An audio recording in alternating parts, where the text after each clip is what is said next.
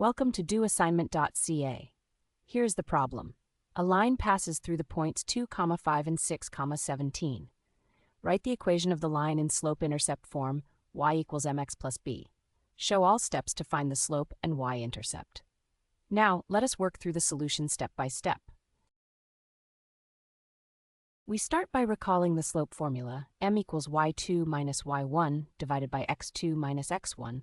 We label our 2 points so that x1 is 2, y1 is 5, x2 is 6, and y2 is 17. Plugging in the values, 17 minus 5 gives 12, and 6 minus 2 gives 4. So m equals 12 divided by 4, which simplifies to 3. The slope is 3. Now that we know the slope is 3, we write y equals 3x plus b. Our next job is to figure out the value of b, the y-intercept. We substitute the point 2, 5 into y equals 3x plus b. That gives us 5 equals 3 times 2 plus b. Since 3 times 2 is 6, we have 5 equals 6 plus b.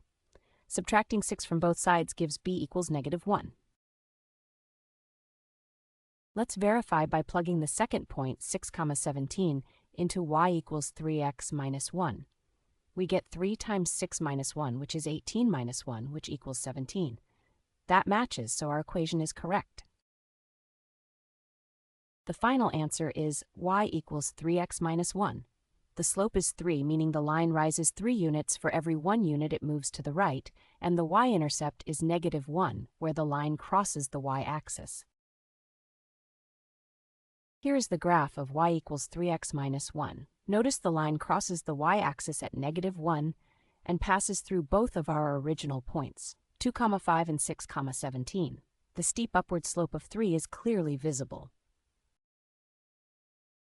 Visit doassignment.ca for more study tools, AI learning support, and online tutoring.